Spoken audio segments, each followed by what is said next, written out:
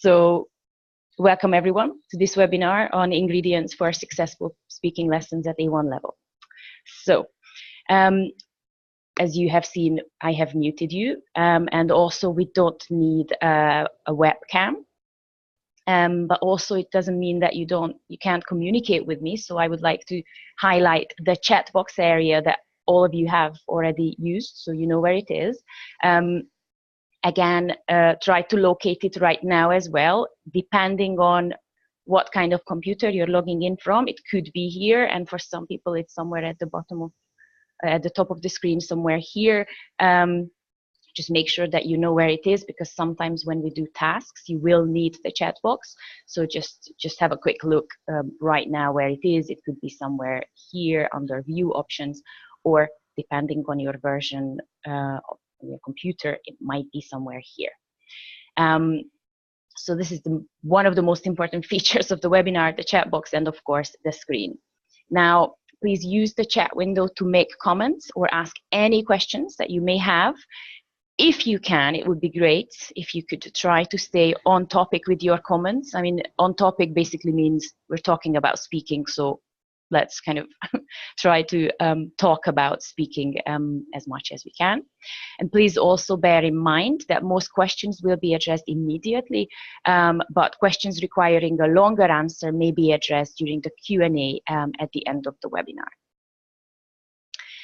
Now, I think one of the most important questions that you need to ask yourself when you're planning any lesson, in fact, but in particular when you are planning a speaking lesson, is who do we teach? So do we teach children? Do we teach young adults, professionals, or secondary school students? Now, this will be important for two main reasons. One of them is the reception of our lessons, our lesson plans. Are they going to be happy with what we have planned? And of course, it will depend. So say one lovely activity might work really well with children, might work pretty well with secondary school students, but say professionals or young adults will not like it. So of course, it will be important in terms of how you plan your lesson. And of course, who we teach is also important in terms of their needs. So why they need English. Professionals will need English for other reasons, you know, very different from why children need English. Children will probably end up needing English when they grow up. They may not necessarily understand at the moment that they need English. So it is our job to make sure that they kind of enjoy the lessons and that they understand that English is just a really, really cool language to speak. Or from another perspective, when you ask yourself the question, who do I teach? Of course, it's also important to remind yourself that every student is a bit different. I don't necessarily take the learning styles theory that seriously, but I think as a general guideline, it is quite useful in terms of categorizing your students. So say, I am personally not a big fan of playing songs in class, because I just think that that's something that students can do in their free time as well, not in my class. But if I have a class full of musical students who regularly ask for songs, I bring in some songs for them. Or if I have a lot of interpersonal students who like working alone, I try to make sure that I don't force them into a situation where they have to be exposed, or they have to talk in front of the class a lot. Of course, they will have to learn how to do that, but I do it gently. Or if I have a class full of interpersonal students who are big socializers and they like sharing, then I exploit this and I try to use this to their advantage. So this is just something that you might want to consider when you apply the tips that I will give you today. Because remember, obviously we have different students, so my class might be very different from your class. But whoever your students are, there is one thing that they all want, and they want to be able to speak. Speaking is one of the most important skills for students. Every time we do a big survey here in the language school, we always find that all they want is just the ability to be very confident at speaking English, and that's why we are here today. Now, from kind of a theoretical point of view, it is worth it to examine a little bit what we are actually teaching when we teach speaking. And there are three main areas of knowledge that you need to pass on to your students before they can actually open their mouth and speak. And one of them is called mechanics, and that includes the pronunciation of individual sounds and intonation, stress, of course, some grammar, not a lot. Interestingly, English is the kind of language that allows speakers to start speaking at quite an early stage. They just need like a bit of grammar to start to speak. And of course, they need vocabulary in order to speak. That goes without saying. We also need to teach them functions. Functions to perform a transaction. So say, for example, to, I don't know, exchange money or to book a table at a restaurant. We also need to teach them functions to actually initiate or maintain interaction with people, so have a conversation basically with someone. And we also need to teach them functions that will help them to produce language, to actually speak, for example, to give a presentation. And the third category is the social and cultural rules of using a language, the rules of turn taking, the rate of speech, what is too fast, what is too slow, the length of pauses. And of course, we need to talk to them about formal and informal style. What is slang? Is this a rude word? Is this too formal for a kind of an informal situation? That sort of thing. Also, an important thing when we talk about what speaking at A1 is to examine CFR a little bit, just very, very briefly. And I just want to explain what you can expect from an A1 student roughly. Okay, so let's focus on A1 at the moment. An A1 student can understand and use familiar everyday expressions. Okay, so let me remind you, A1 students can communicate with words or very basic phrases to perform a specific function. Okay, so don't expect A1 students to speak in nice long sentences. Actually, don't really expect them to speak in sentences at all. If they can communicate with individual words and phrases, that is an excellent start, and you should be very proud of yourself for teaching that to the students. Sentence is a very, very complicated unit of communication, so that, as you will see later on, will be something that A2 students will be a lot more familiar with and a lot more confident with. A1 students will generally speak using words or some basic phrases. They will be able to introduce themselves. They can ask and answer very, very basic questions about personal details, for example, where he or she lives, people he or she knows, or things he or she has. So basically, they can interact in a very, very simple way, remember, using words only, if the other person talks really slowly and clearly and is prepared to help. And if you prefer yet another different kind of categorization, what we need to teach them is basically, well, the 4 elements of communicative competence. So we need to teach them grammatical competence, which is about phonology, vocabulary, and word and sentence formation. We need to teach them about social linguistic, which is functions. Remember, we've already talked about this, to teach them function. And we need to teach them the social rules of language. We also need to teach them discourse competence, which is coherence and cohesion. And we need to teach them strategic competence, which is to paraphrase or use circumlocution or gap fillers. But remember, all of this is just a little bit of methodology for you. This is not something that students have to know. It's not something that you must, obsess about. This is just something that you need to be aware of, that basically, in order to help my students speak, I need to teach them a little bit of grammar and vocabulary, a little bit of functional language on, I don't know, how to ask for something, how to give advice, a bit of linking words and how to organize their ideas, and I need to teach them a couple of words that will help them solve any issues they have when they speak. Now, I have collected some challenges for you. I've also asked my colleagues here at the Language School in Edinburgh for some of the A1 challenges they have, and I've also asked some of the other teachers overseas. So one typical A1 challenge is that they do not understand the instructions. The second A1 challenge is that they talk to me in their first language. The third A1 challenge is speaking opportunities are limited because of their low level. The next A1 challenge is some students in the class are false beginners and some are absolute beginners. And the final A1 challenge is students don't know where to start.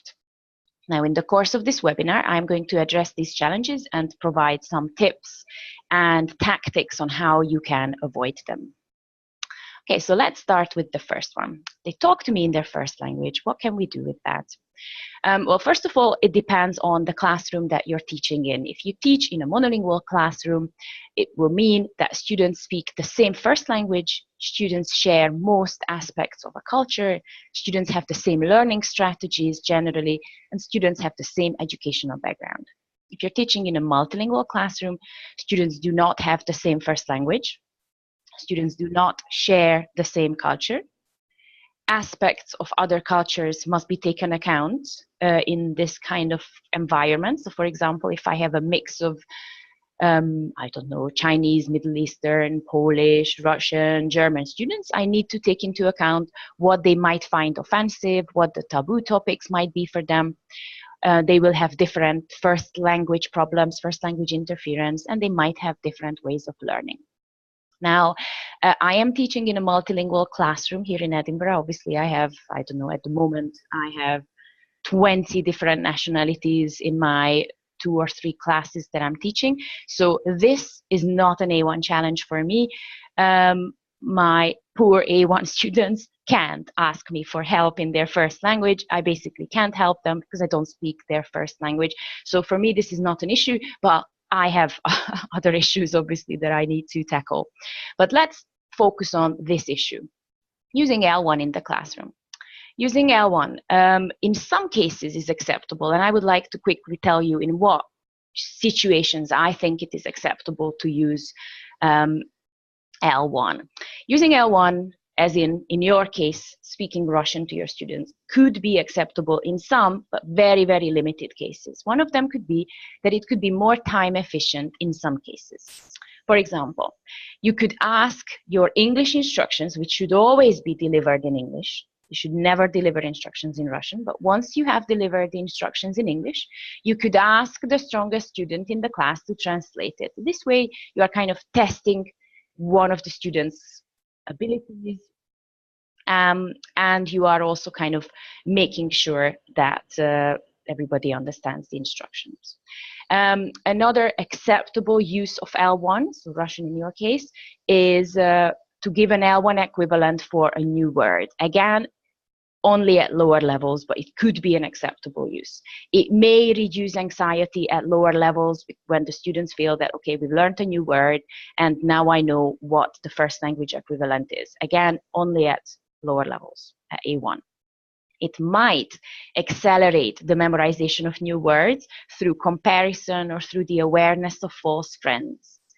And therefore, they should not be punished for using L1. So that's an important thing. You should not punish them for speaking Russian. You should approach introducing English into the classroom in a different way. You should make sure that the new language is an access to a new world to them, or access to a valuable resource. So you should kind of try to motivate them by saying that if they speak English very well, they will have access to millions and millions of websites that they otherwise wouldn't be able to check out. And of course, the new language could be access to a support system, which is you. So if they develop their English, they will have access to you as a valuable support system. So as a kind of a summary, when is it acceptable to use L1 Russian in your classroom? It is acceptable when you translate some words, especially specific nouns, when teaching them. It is acceptable when you highlight false friends, when you remind them that be careful because this Russian word is something completely different in English. Or when you highlight collocations or synonyms.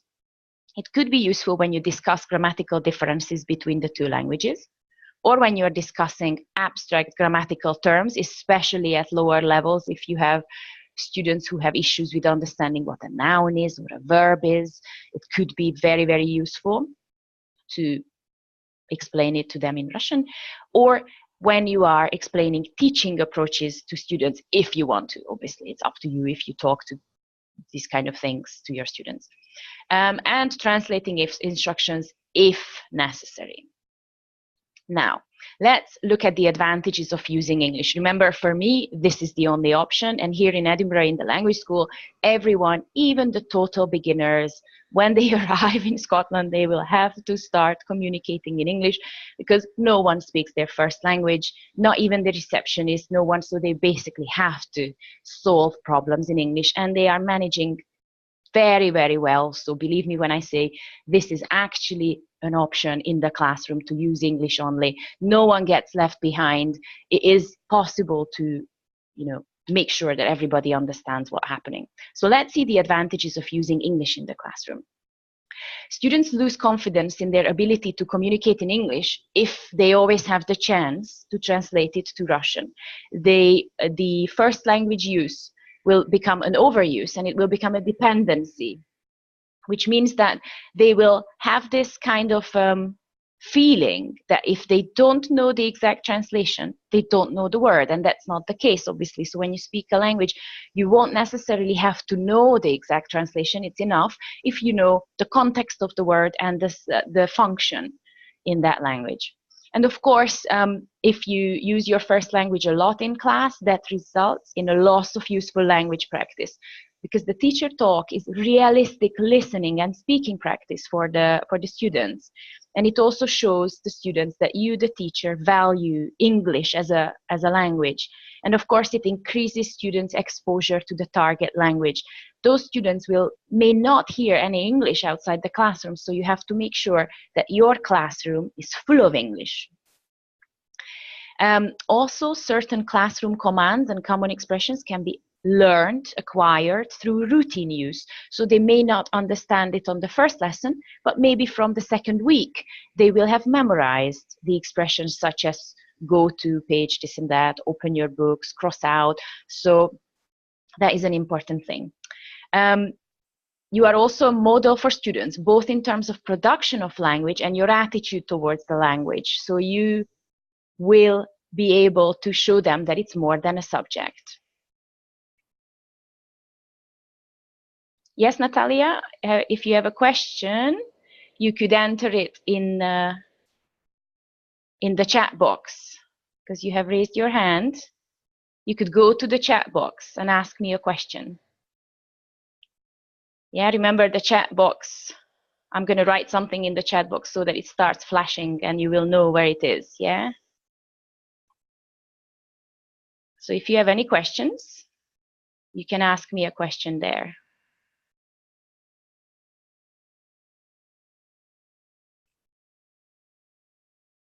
No. I'll be waiting for your question. Hi, Natalia. What is the question?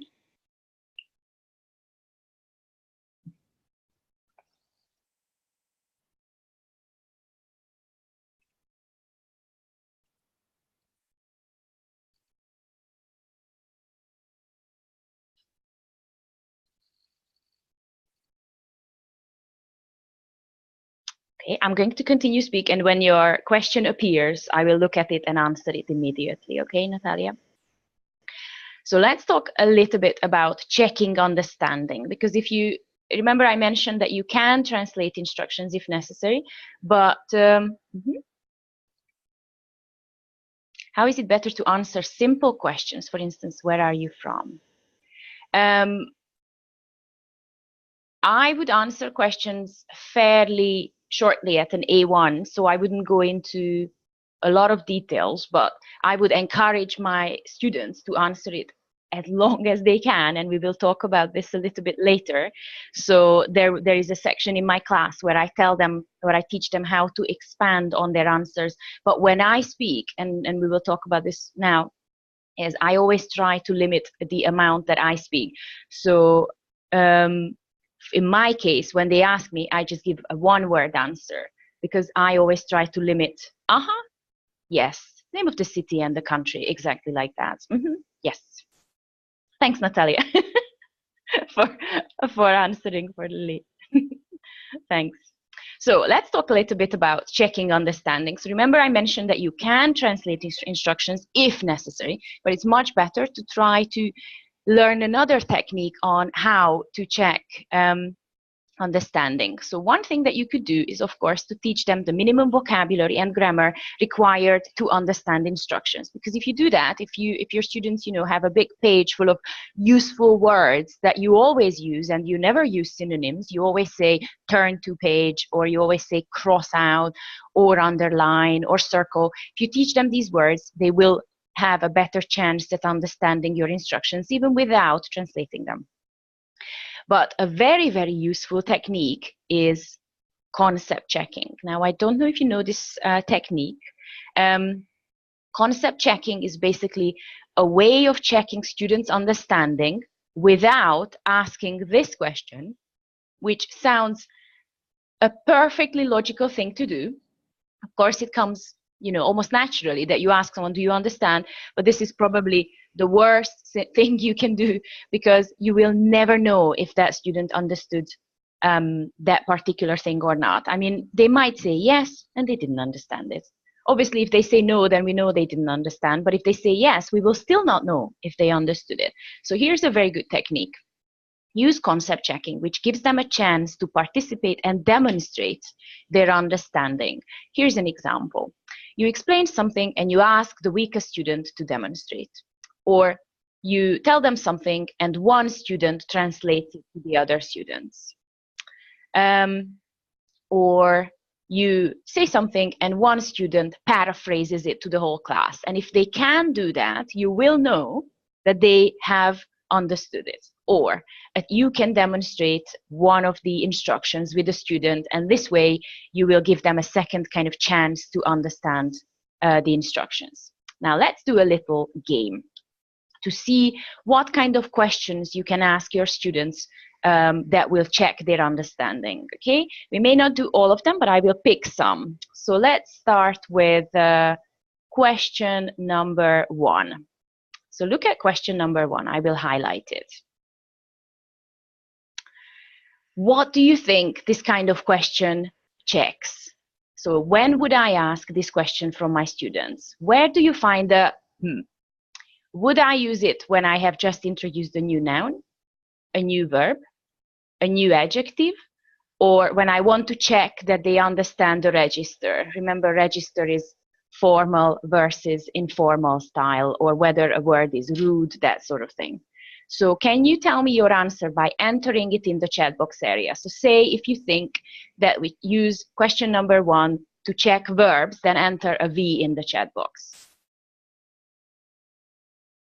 So where do we find the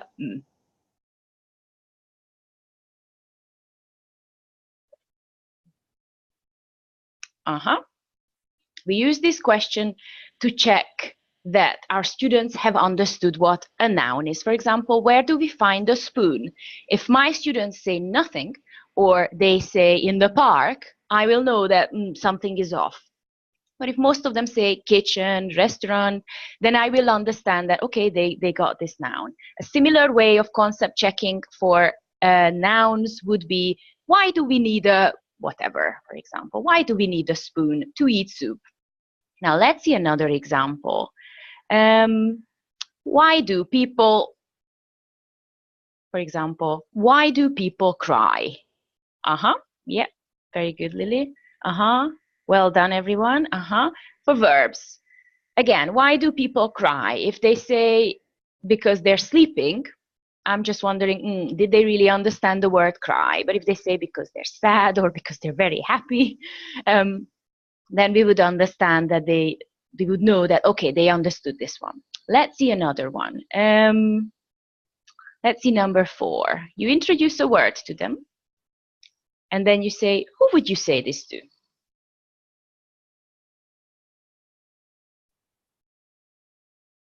It's register. Excellent. So say you teach them something like cool, for example, and then you want to check that they have understood that this is a very informal word. And then if they say, oh, well, I would say cool to, I don't know, to my teacher or to the postman, and then you're saying, well, this is a bit more informal than that. And let's see one more example. What is the opposite of happy, for example? This is an adjective. So I hope that this little mini task helped you understand how concept checking works. So the main principle of concept checking is that we need to give our students a chance to participate in the class and to actually demonstrate their understanding, as opposed to just telling us that, yes, I understand. Never accept a yes, I understand. Don't. Also, another typical question that a lot of people ask, and I know it's logical, is, do you know what this means? Even if they say no, yes, you will never know if they know what it means. So always ask them concept checking questions to make sure that you actually know that they understand this. Now, let's move on to our next kind of area which could help with limiting the number of times that your students speak to you in their first language, and that is through self-help. You need to teach them a lot of ways of either getting help from you, so how to ask for clarification, how to ask for repetition, or better yet, you can teach them how they can help themselves without asking you for help. So one idea is paraphrasing, when they say not happy instead of sad. Another idea is circumlocution. For example, when they give a definition for something. The third idea could be miming. They use their hands to show you what they mean. Another idea is gap fillers. They say, let me think, or they speak more slowly, and this will buy them a little bit of time, and maybe in that time they will figure out what they are trying to say. This is exceptionally, especially important at A1 level. We could also teach them how to restructure their sentences, so how to repair the same sentence. They could also borrow from L1, but it may not work.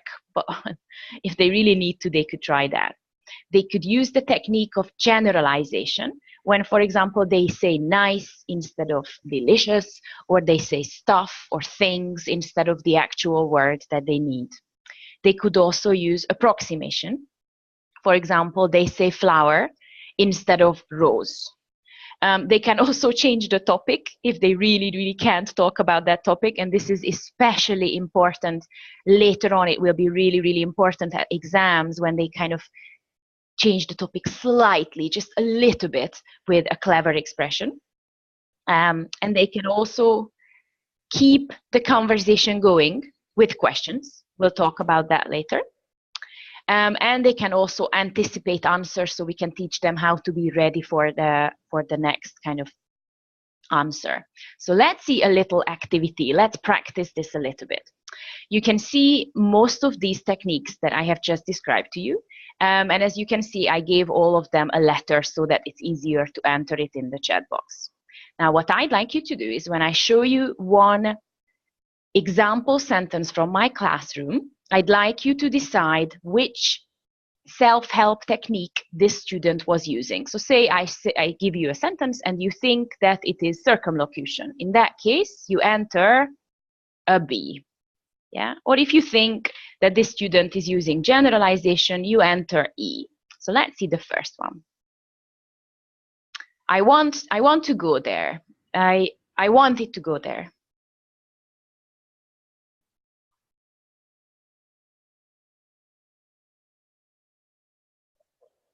It is restructuring, self-repair. Very good. Yes, this student used the self-prepare technique. Let's see the next one. I have a lot of things to do.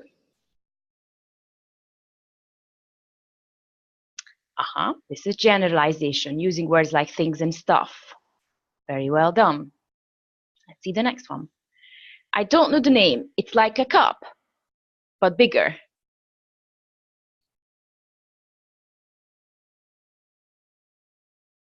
Yeah, it could be paraphrasing. It could very well be paraphrasing. Or remember we said that, hang on, let me just show you, that the example for paraphrasing is kind of saying the opposite, but it could be paraphrasing, but it could also be circumlocution, B.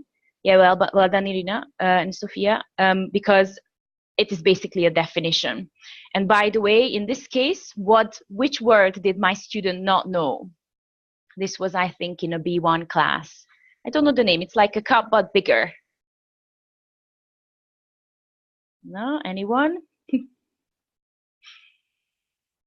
It is a mug. The students specifically wanted to say the word mug, but they didn't know that. But they were very good at, yeah, Natalia, well done. Because they were very good at circumlocution, so they could solve the problem. Let's see number 4. And what about you?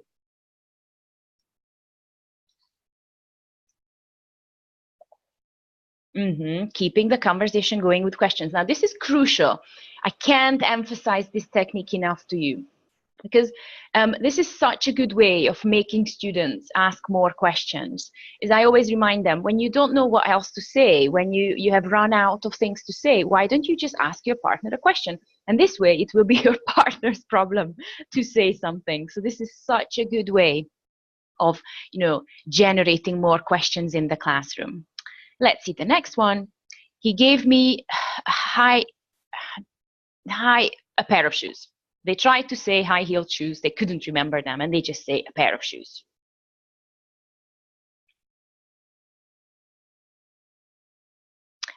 Okay. Is very, very similar to generalization, but generalization is kind of like saying things and stuff. It really very, very similar. Approximation is when you say something that is like an umbrella term, a group term for something. And let's see the last one. He was not very polite. Yes, this is A, paraphrasing. Now, this is, by the way, the slide that you can see is a really good technique to teach them all of these strategies. You just give them examples and you ask them what kind of technique this is. And when they become very good at this, they really become a lot more confident in using English in the classroom, because they understand that they can solve problems in English. Now, let's talk a little bit about the role of the teacher. And what role you play in your classroom. Now, there are common roles, and a lot of teachers, depending on their personalities, they just choose what roles they want to play in their students' lives. So let's talk about the common roles. You might want to become a facilitator in your classroom, an assessor, a manager, an evaluator, or a cultural ambassador. There are a lot more, but these are the most common roles. Now, you need to decide what role you would like to play. The role I want to play in my classroom is that I want to be a resource to my students, I want to be a role model, and I want to be a facilitator. So let me explain some of the common things that you can do if you want to be these 3 things. I think these 3 are very important in a classroom. What do I mean by resource? I am a resource for my students of explanations. I'm always ready to explain anything to them, of rules, of answers. I know the answers to their questions. I know a lot of words, and I am happy to tell them. I don't know all the words in the English language, obviously. I know a lot of words. I usually remind them that there are 1.2 million words in the English language, and an average native speaker knows no more than roughly, let's say, 20 to 30,000. Even Winston Churchill, who was a genius and had a very wide range of vocabulary, did not have more than a vocabulary of 70,000 words. But nevertheless, I am a resource of a lot of words. I am also a resource of online resources. I can recommend websites to them. I'm a resource of dictionaries. And I'm also a resource for tips for learning. I'm always happy to help them with what they can do outside the class.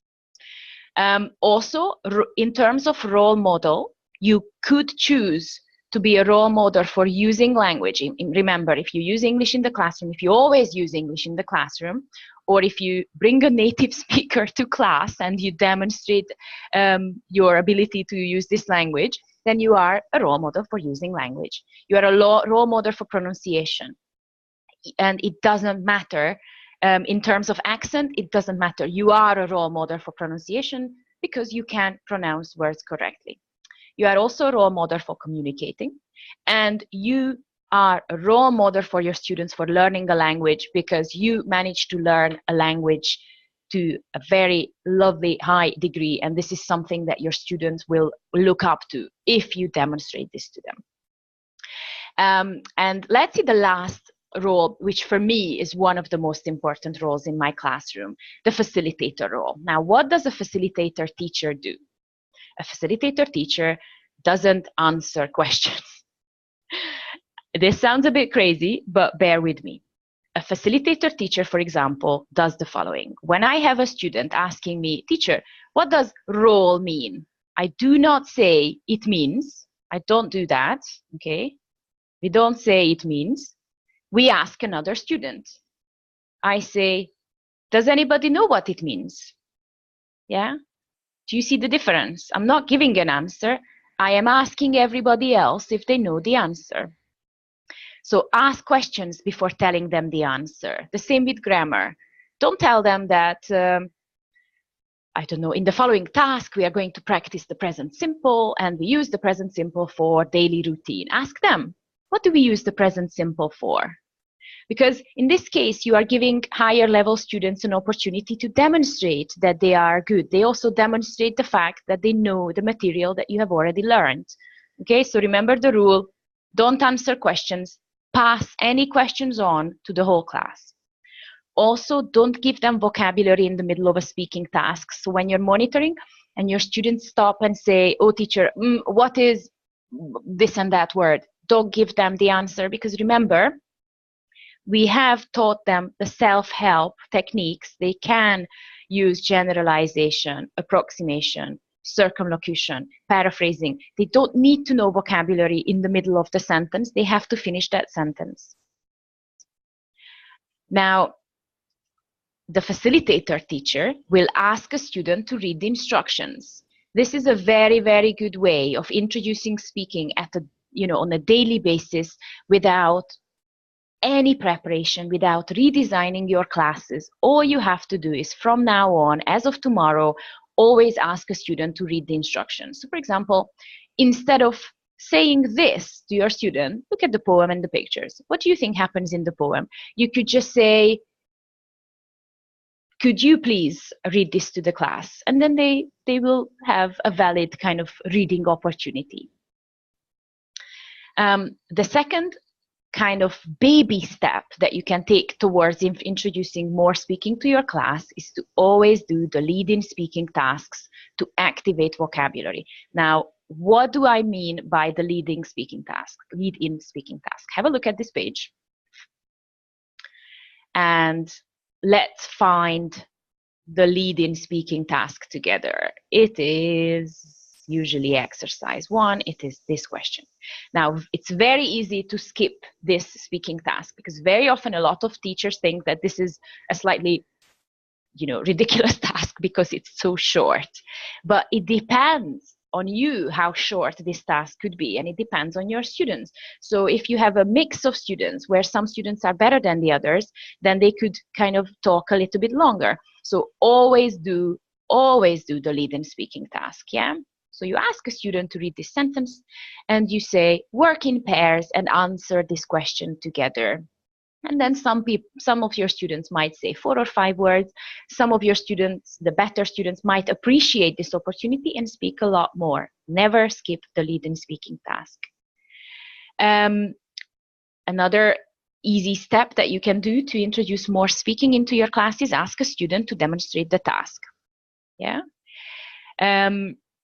And another one that I really, really like doing is get students. Nice, someone found the annotate function.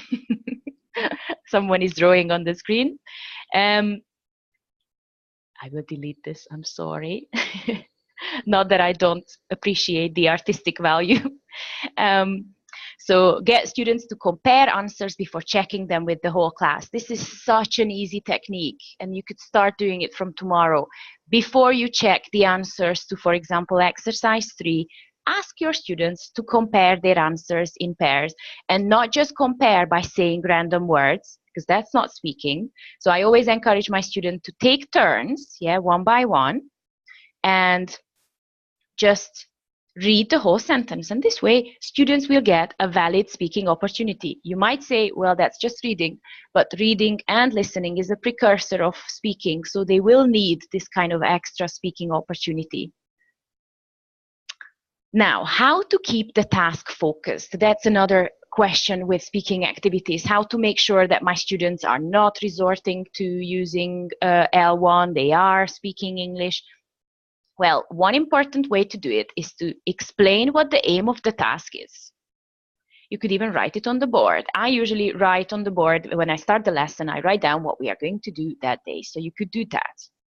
You could also explain the target language that they need to use. So you could remind them that you are going to talk about your daily routine. What tense are we going to use? We are going to use the present simple. You also need to monitor that to keep them on task. So you have to go obviously near them and listen to them and make sure that they are actually solving the task. You also need to demonstrate the task, because if you demonstrate the task, they will understand the instructions, and if they understand the instructions, they will be more focused. You also have to monitor progress. You have to make sure that if someone has finished, you have to be aware of the fact that they have finished, maybe give them another task, or just to remind them that you can speak longer. And of course, you have to give feedback after the class. And that brings us to our next stage, which is feedback and progress. Remember, I mentioned that my most important role in the classroom is facilitator. I am also a facilitator of progress, which means useful feedback. So when I monitor, when I'm walking about, monitoring them, I look for use of the target language, whether they are actually using the target language or they're using something else. So say we are practicing the use of the past simple, but they are using just infinitive. Or I am also looking for new words. Yeah.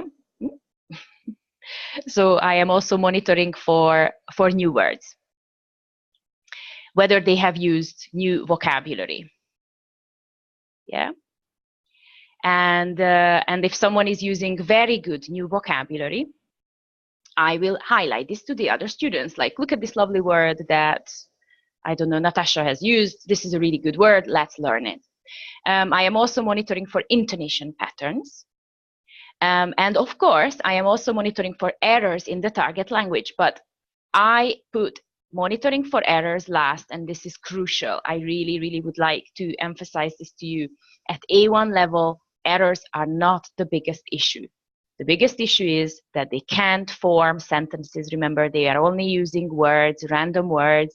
They can't use the target language. They don't have enough vocabulary, and they don't know how to pronounce things. They have no, understanding of how to pronounce things. So errors, yes, they are important if they are in the target language, because we are trying to teach them, for example, the present simple, so they should try to use the present simple correctly. But errors are not the most important part of my monitoring. At A1 level, please make sure you use delayed correction at all times. You might remember these expressions: immediate correction and delayed correction. Delayed means that you don't interrupt the student, but you just kind of take notes somewhere here. Yeah, you're just writing down, the student said this and that. Yeah. And then after that, after the class, the task is finished, you tell that particular error or area that you wrote down to the whole class. So this is called delayed correction. It's really important at A1 level. Only interrupt the student if they have made a severe pronunciation error that you really cannot understand at all. Use a notebook to jot down anything that you think might be useful to the student. Remember, we talked about 4 things. It's not just errors. Write down anyone who used very good words, any good target language that people used, and yes, maybe write down some errors, but that's not the most important part of the task. And then present your notes to the class using the board, and then students can correct their own mistakes. They really enjoy that. Now let's talk a little bit about teacher talking time, TTT. I would really like to advocate that you reduce the amount of time that you teach in class, and I will explain why I would like to do that. The first thing that I want to introduce is not even on the board, but I want to start with it. You might want to introduce teacher talking time because you are inherently very shy. For example, I am a very shy person. You might be thinking, no, you're not. If you're a teacher trainer, an online teacher trainer, you're probably not very shy. But deep inside, I am very shy. I didn't become a teacher because I wanted to become an actress on stage and I wanted people to look at me. I became a teacher because I wanted to help people, because I thought that English is this amazing tool that can help people in life. So I want to help them achieve their goals through language exams and through language knowledge. I didn't become a teacher because I wanted to be the center of attention. And that's one of the reasons why I want to limit the amount of time I spend talking. But let's see some other important issues. If teacher talking time is too much, then you deprive your students of very important practice opportunities. So let's take an example. If teacher talking time is half of a 60-minute lesson with 15 students, it means that each student gets only 2 minutes to speak. Now, considering that speaking is the most important skill for our students, that is a problem. Also, if you speak too much, students are only respondent instead of taking an active part, and as a result of this, students will not take responsibility for their learning. They will think that the teacher is at the center of the lesson, so the teacher is in charge of my learning. But we are not in charge of their learning. We can facilitate their learning, but they are in charge of their learning. And of course, it reduces learning opportunities. Remember, in the course of this webinar, we've talked a lot about concept checking, how to ask them questions, how to ask them to read the instructions. So there are many, many ways in which you can kind of put them in charge. Now, how can we reduce it? Let's see some examples. You can reduce it with the discovery technique for grammar. So here's an example. When I'm teaching them the position of frequency adverbs, instead of telling them the rule that it comes before the verb and it comes after to be, I give them these 3 sentences and then I give them this instruction. Look at the sentences, work with your partner and write down the rules. And then I give them 5 minutes. And using these 3 sentences, they try to figure out what the rule is. And it's quite fascinating to see, especially for young learners, by the way. The discovery technique is a very, very enjoyable technique for presenting grammar, because at first, for the first one, they will think, oh, it comes after the subject. And then the next one, they will realize, oh, no, it doesn't come after the subject. It comes before the verb. And then, oops, number 3 doesn't work like that. So they will come up with something. And after that, you can, of course, present a piece of grammar. You can also reduce teacher talking time through group work by setting up an activity in class, but then you don't do the activity in class. You set it up with the class, but then you do it in pairs and groups.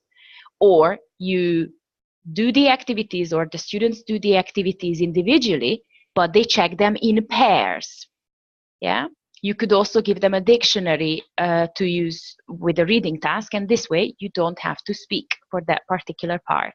Another important thing is to only give feedback when necessary. Don't explain something when everybody understands it already. The third technique could be to elicit rather than explain. Ask somebody else to explain it. You could also show rather than speak, just by nodding or shaking your head, or with a hand gesture, you could say something instead of speaking. Don't explain or instruct twice. Give them a few seconds to understand the first instruction before you repeat the instruction. And don't fill the silence. Sometimes they just need time to figure out what they are going to say. So let's see some final tips on how to reduce teacher talking time. Have them read or give the instructions. So remember, nominate a student. Don't repeat instructions. Use concept checking instead. Don't echo what students have just said.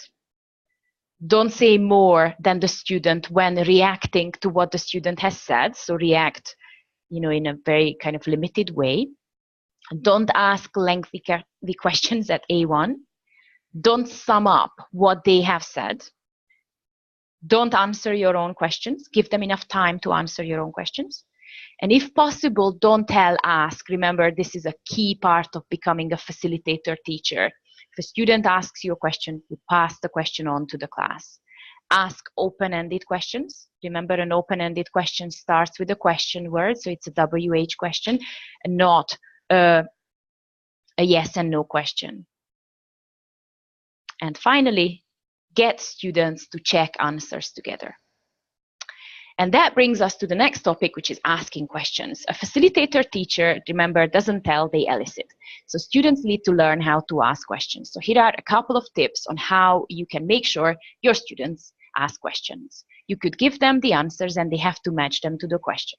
Or you could provide the answer and they have to come up with a question. For example, I tell them 37 and they have to come up with the question if the answer is 37. For example, when I tell them that, they always think that this is my age, whereas this is my shoe size.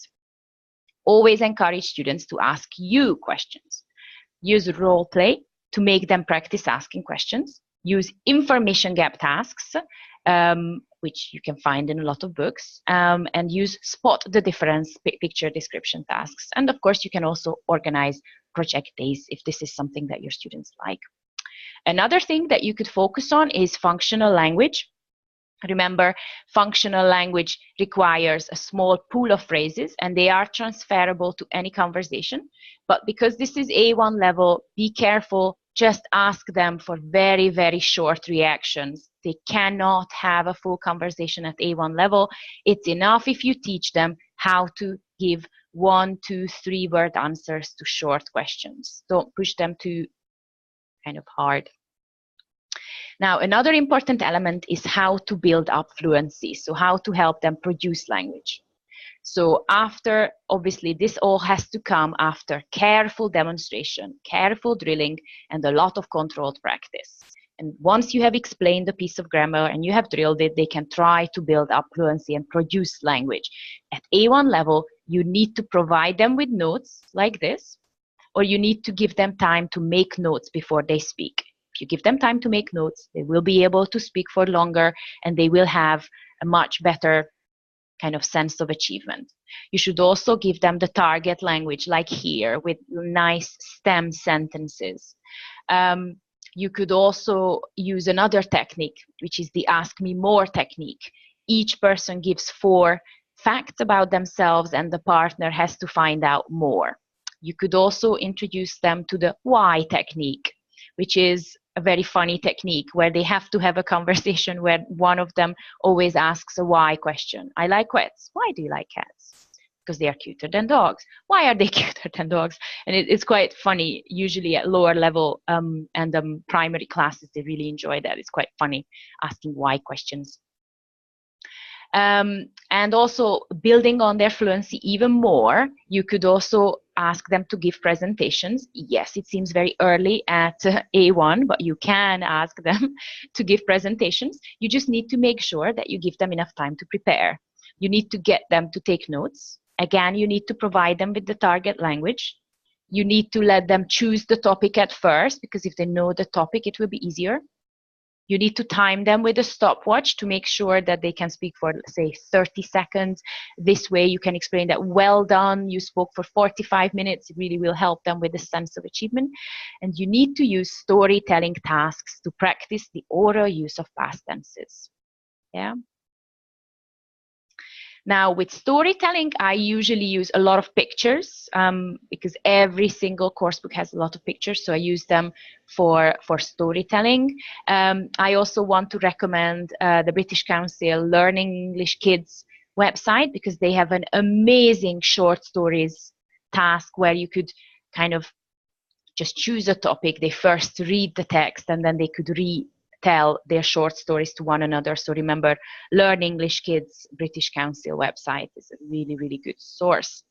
And also an important thing to do, I think, in terms of how to start, is to start very small, but start in a systematic way. Okay, you don't need to change the way you teach as of tomorrow. You just need to be a bit more systematic when you apply these techniques. So let me give you an example. Before every reading, listening, and grammar task, give them a short speaking activity, even if it's just to read out the instructions, even if it's just to test each other vocabulary knowledge, for example, by covering, with their hands, they could cover the words here, and then they could just test each other in pairs. Or you could just ask them to ask each other questions about the text. But it is important to make sure that before every reading, listening, and grammar task, there is a short speaking activity. Also, don't forget that controlled practice is crucial at A1 level. You might think that if they, do this task where they, for example, would you like to watch the match? Depends who's playing. You would feel like if they just couldn't connect the answer to the question, that's not a speaking activity. But if after they have made the connections, you ask them to read these and to have, just reading them out and to have a conversation, that is a valid speaking activity. So remember to always make sure that they read their answers out loud after controlled practice. Now, remember, one of the challenges was that some students in the class are false beginners and some are absolute beginners. Now, in that case, I would like to ask you to encourage stronger students to push themselves. So they need to talk longer.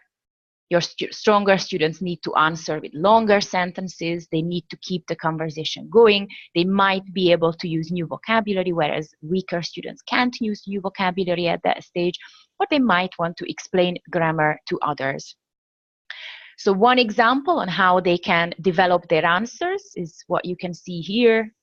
For example, if someone answers with 1 or 2 words, they are probably one of the weaker students. If they can answer in a full sentence, they are probably stronger than the others. And if they can answer in a nice long sentence, they are a lot stronger than the other students. Now, another challenge was that we've mentioned that speaking opportunities are limited because of their low level. Now, I would like to contradict that by saying that just on this page, on this reading task, it is a reading task, it's not even a speaking activity in the book, I can see a lot of speaking activities. So let's see, how many speaking tasks can you see on this page? Well, I can see that task 1 could be a conversation with follow-up questions. What do you eat for breakfast? A 5-6 minute activity where students talk about their breakfast with follow-up questions. Remember, for example, with the why or what. The second task I see is that they could read the task and then ask and answer questions about the text. So say one student could ask, I don't know, what does Pete from Scotland have for breakfast? Or what does Huang have for breakfast? So they could test each other with questions. I see another speaking activity. They could explain the meaning of new words, all of these with definitions. Yeah. And I see another one. They could check their answers together to exercise 4. So they could read the sentences together and discuss what they have written there. I just wanted to explain this to show you that even on one page where there is only a reading task, you can generate 1, 2, 3, 4 more valid mini speaking opportunities. So there is not a lot that you need to change in your class. You just need to see the speaking opportunities at each stage. Now, finally, I would like to talk a little bit about monitoring and how you should monitor. In order to monitor successfully, you need to keep groups small, so focus on pair work. Also have a system for monitoring. In the course of monitoring, always encourage and give feedback. Another small but important thing is how you monitor. I recommend that you sit rather than stand or crouch next to the students. I always have a chair that I'm kind of dragging around the class, and I usually sit down next to them. Because when you monitor, you don't want to crouch over them like this lovely lady here, because they might focus on you too much. They might stop talking because they think you want something from them. And this leads us to our next important issue. When you're monitoring, try not to engage with the students. You are monitoring, not solving the tasks. So if you have an odd number of students, you cannot be the person who solves the tasks with the student. You need to put them, say, in a group of 3. One group of students need to be a group of 3 as opposed to a pair. And when you arrive at a pair and you start monitoring, they look at you, tell them that they should solve the task together, not with you. Because if you are solving the task, you cannot monitor. And when you're monitoring, try to micro-teach if necessary. So when you reach a pair of students and they have a question, you could just very quickly answer that question and do a little, like micro-teaching. Also, make sure you provide feedback to each pair of students, because they might think that you are not listening to them if you don't give them feedback.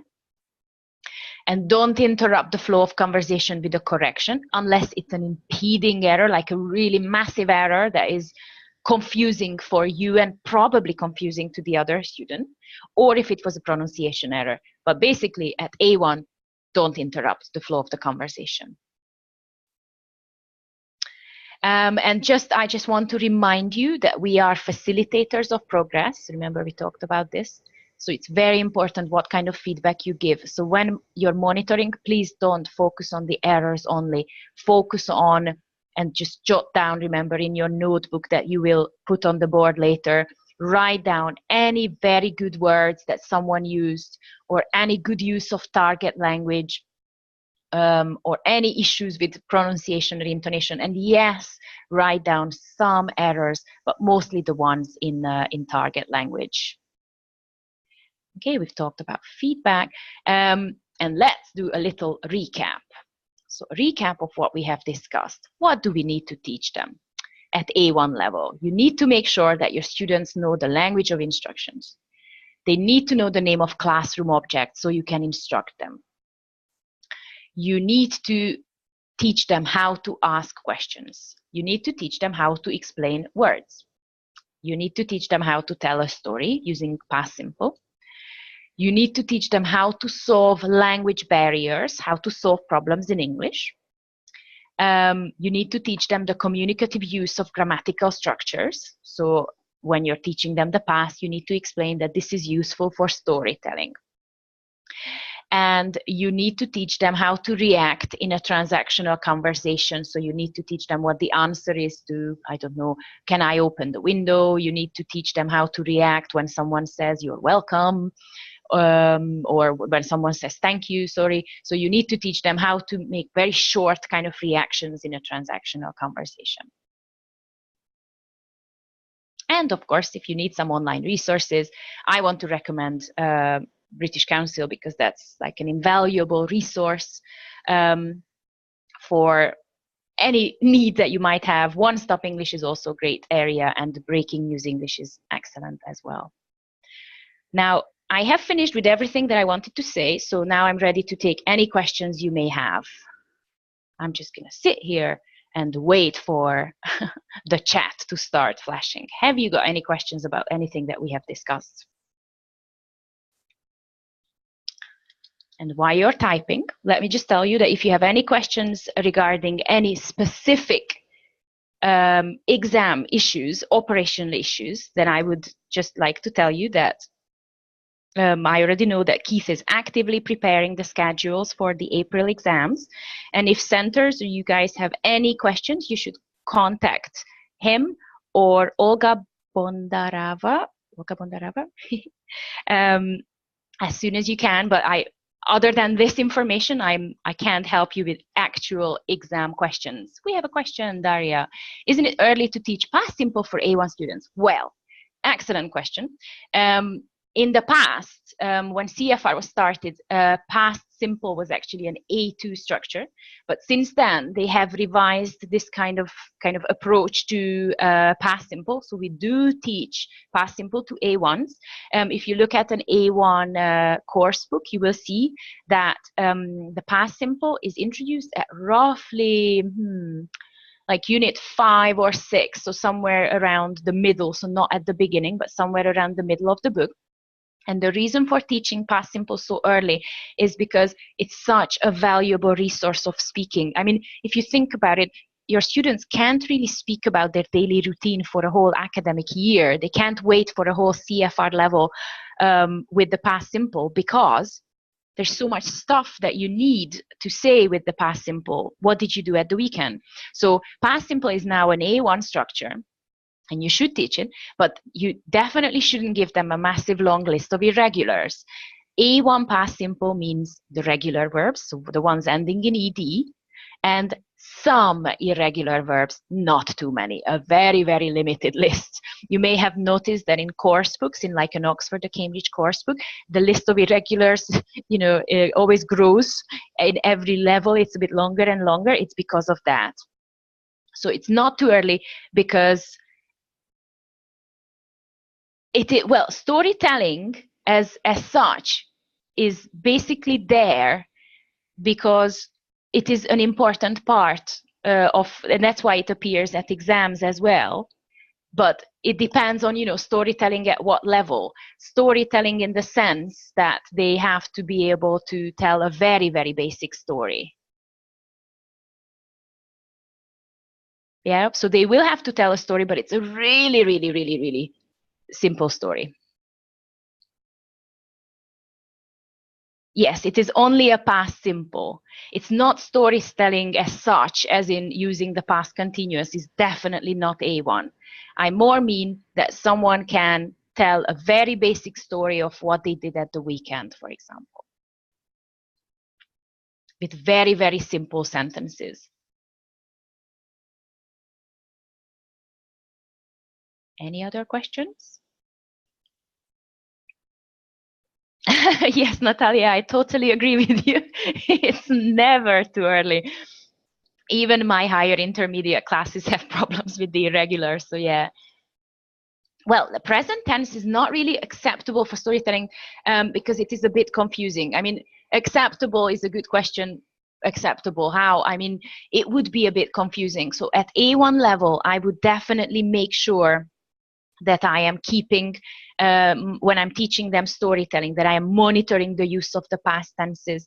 Because actually, it is quite interesting, or you might find it interesting, that in the language school here in Edinburgh, we have a lot of progress tests because some students stay here in Scotland on kind of an academic year to develop their English for a whole year. So we need to monitor their progress closely. And one of the key factors of whether someone is an A2 is when they start to use the past simple consistently.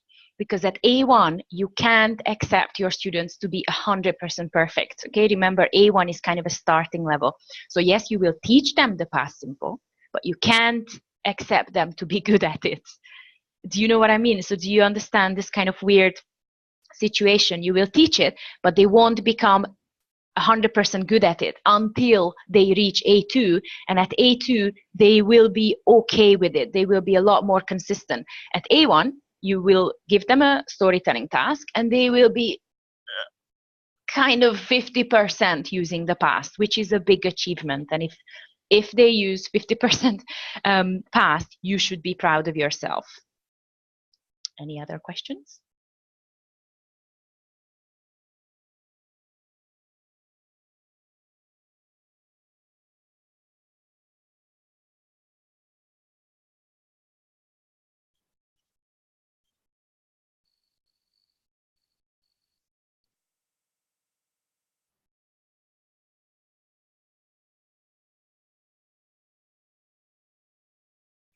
Well, thank you. Thank you, Anna. It's always nice to hear that you found it useful. Any other questions from anyone? Well, very, very basic linkers, Oksana. So bearing in mind that they are A1, they won't really be able to use, so don't expect them to use long sentences such as, when I arrived, I did this and that. It might be a case of, they will say something like, and, but, that sort of thing. Not more than that. Definitely not more than that. If they can say yesterday and or but, I would be very happy with them. At A2, they will start to say a little bit more complicated expressions like then, after that. At A1, you could try to teach it to them, but it will probably be a bit difficult.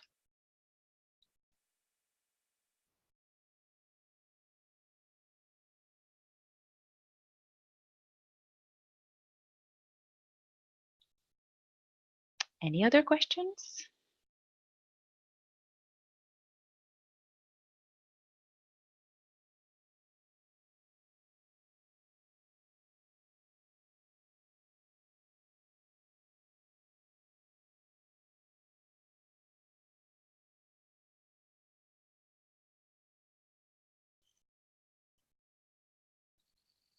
Okay, if there are no more questions, then I would like to thank you for coming here today. That's great. I'm looking forward to next Saturday as well. Natalia, thank you. And really thank you for coming and being so active and answering the concept checking questions and all the other questions so well. Well done. And see you next weekend. Have a lovely Sunday. Thank you. Bye.